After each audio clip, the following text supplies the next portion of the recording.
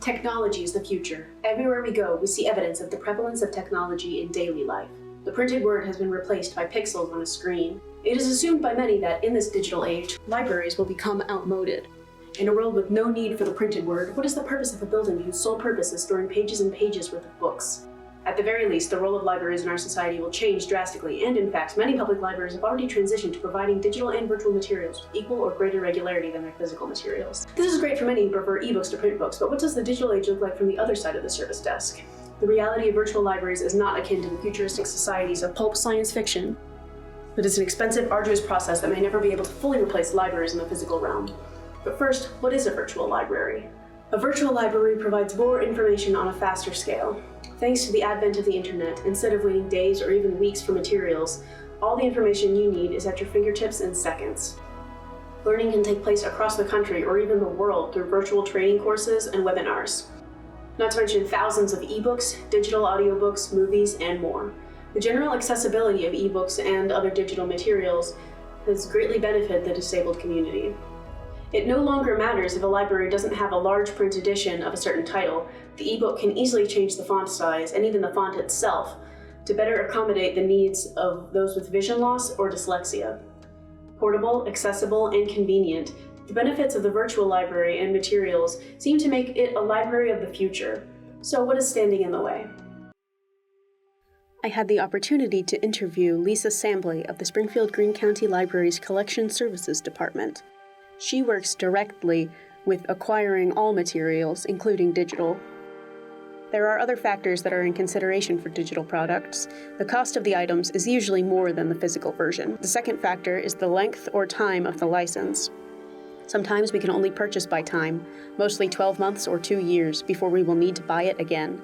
Sometimes it is by number of checkouts. We consider all of these factors when making a purchase. While they never get damaged like physical materials, it does take the same amount of time to reorder digital content when the license has expired. And since the cost of digital content is higher, sometimes by as much as 50%, replacement costs are pretty high.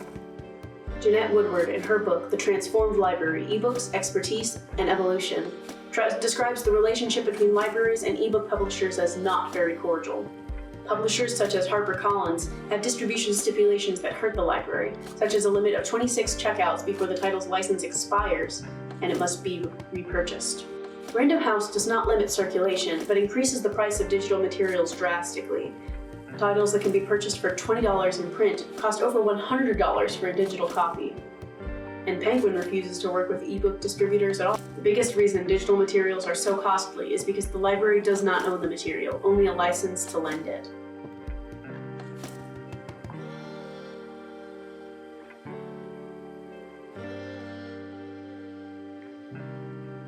Here, I feel like a lot of people are still going to want the physical materials. The ebooks help just because they're so convenient. I can have them on my phone, have them with me all the time. And then a lot of people come in and they're just like, I just can't, the ebooks are convenient, but I just love the feeling of the book in my hand.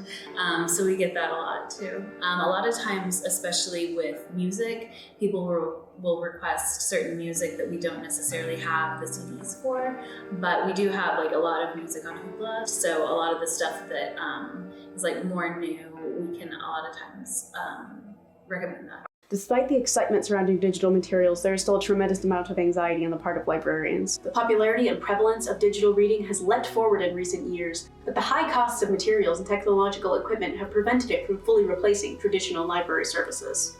According to Lisa Sambley, director of the Springfield-Greene County Library's Collection Services Department, quote, I think the future of digital libraries is wide open. As more content becomes available, as other physical products start to be harder to acquire, for example DVDs, then digital will be the preferred method. Hopefully, publishers and suppliers will be able to work with libraries and other sources to change or at least standardize their pricing structures and availability of their products, end quote. In this collision of physical and virtual worlds, no institution is without growing pains. But as the technology continues to improve and expand, we can only hope the local library will be able to grow alongside it.